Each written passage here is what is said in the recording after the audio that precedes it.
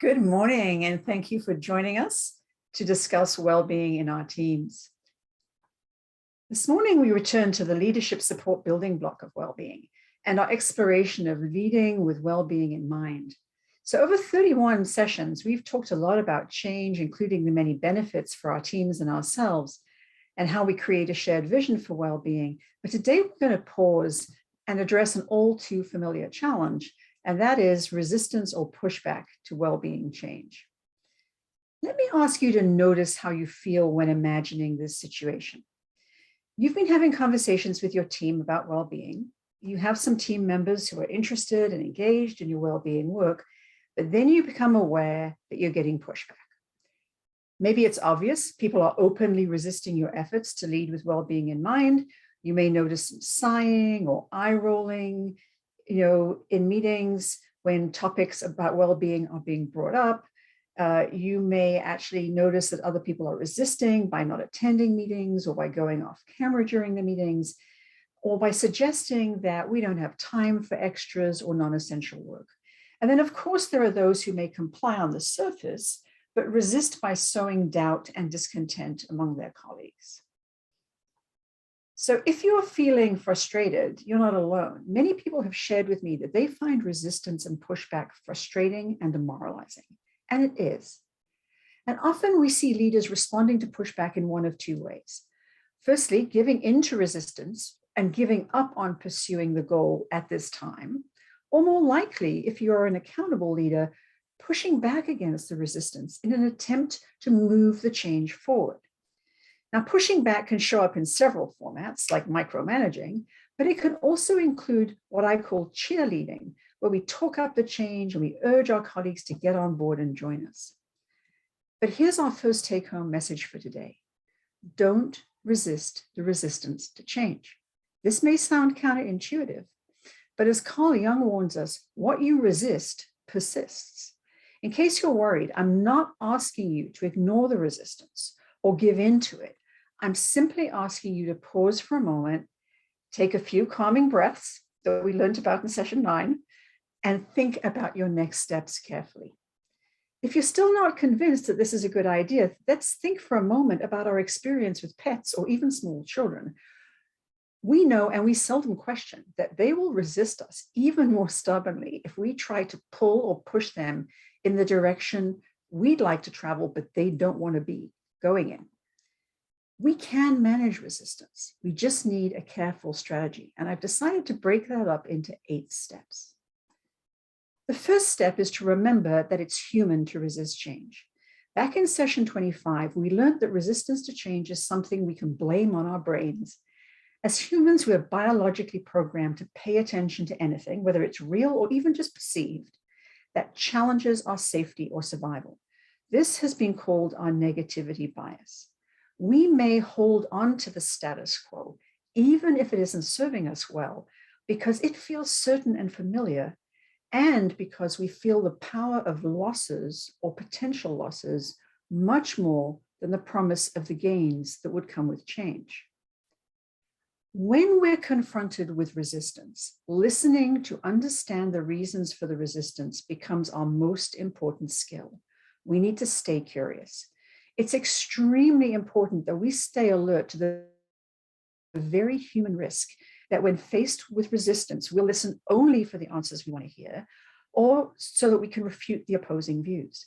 Above all, friends, don't stop listening. Even if it's hard to listen to resistance, it will be even more difficult if people stop talking to you. And as much as we've talked in other sessions about the importance of starting with why, that is understanding a person's why or motivation, this is one situation in which I would suggest we choose our questions very carefully.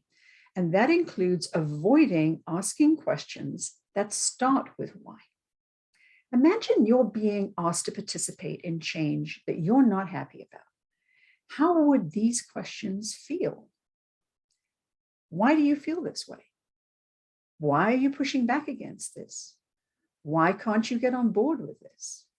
Why can't you see the benefits of this? Why do you have a problem with what we're trying to do? Why can't you just give it a try? Why can't you just trust that this will be good for us in the long term? In situations of resistance, why questions can feel judgmental. They don't land as curious. What questions are much less intimidating, but we're not quite ready for what questions yet. Imagine now that we have three groups of people standing around looking at our planned change. One group has already decided that the pros of change are worth it and that they are supportive. For them, the pros simply outweigh the cons. The second group is opposed to the change. For them, the status quo feels very comfortable, and they may have some real concerns about why change is not a good idea. The third group, and this is usually the biggest group, is sitting on the fence. They're in a wait and see place. This is important because they will be swayed by how we treat the resistance.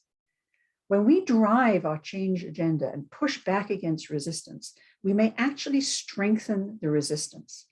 The wait and see bystanders who think we're being unfair or unreasonable or are discounting valid concerns may align themselves with the opposition, and at that point, resistance becomes highly charged and emotional. And that's why empathy is critical. How can we step into the shoes of the people who are resisting change? How can we empathize with their feelings and perspectives, even though we don't agree with them? Can we commit to understanding their perspectives? Empathy allows us to cross that divide, to set aside our agenda for a moment, and to start learning. Step 5 may be the most difficult one today because it requires a delicate balance. While I'm encouraging you to listen carefully to the concerns of the resistors, we have to be careful to not be consumed by the emotion or pulled down that negative rabbit hole. We can listen and acknowledge people's concerns without reinforcing them. It's often said that 20% of our people consume 80% of our time. And this is often time invested in managing negative situations and putting out fires. Your time and attention is the water you have available for your garden. How much could you grow in your garden if you spent 80% of your time watering the weeds and the thorns? So focus on what you want to encourage. What you pay attention to is what will grow. Look for the positives in your resistance. They may have some valid concerns or a commitment to doing no harm. Wherever possible, acknowledge these. Now, once you've committed to understanding the pushback, invite people to examine how things are now in this moment. What you're doing here is inviting present moment awareness that isn't locked into their commitment to the past or determined to avoid the future at any cost. You can ask them to explore present pros and present cons to move them away from that negative mindset. Here I recommend using a lot of what questions, such as what are you concerned about? What are you comfortable with?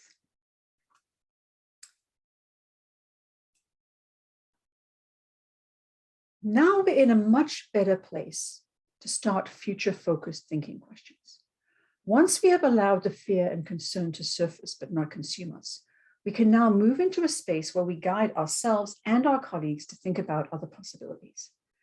What would interest them about the change? What do they feel confident they could contribute? What would be possible if we addressed some of their present concerns, and so on? When people are very stuck, I tend to lean into visionary questions. So I might say, imagine if we succeeded in doing this. And at times I've used this prompt to help people take a risk and imagine a different future. I'll ask them, what if we suspend our disbelief about what's possible and simply imagine what we'd like to see? And now our last step, build a path from thinking to action. Identify small but concrete steps people can take towards the change. What is one thing people may be willing to try? If you've ever tried to make a change in your personal health behavior, you know why this works. If I've never been active in my life, a 5K walk feels daunting, but committing to walking a bit more each day is doable. Turning that into action by parking further away from the store or taking the steps becomes a big change. And it doesn't become a big change, it breaks the big change down into small milestones. And this builds our fitness while more importantly, building our confidence that we can embrace change safely. And here's our final thought: leverage the energy. The first law of thermodynamics states that energy cannot be created or destroyed, but it can be transferred or transformed from one form to another. If you think about it, resistance and pushback requires effort and energy. Change and transformation requires effort and energy. We can't get rid of negative energy by challenging, suppressing, or ignoring it. We also cannot let it get out of control and consume everything good we're building together. We need, as leaders, to focus our attention on supporting our teams to understand their resistance, and then to help them transform that resistance energy into positive energy towards action. And that brings me to today's tips. Manager tip number 34. Don't be afraid of resistance. Get curious about it. And agenda tip number 38. Schedule pros and cons conversations about change efforts before and during any change process. Next week, I'll be back with you to discuss how we can support our teams during times of change and the transition. As always, we encourage you to use and share the resources at Healthy at Hopkins in the Office of Wellbeing. And now I'm going to invite you to share your questions.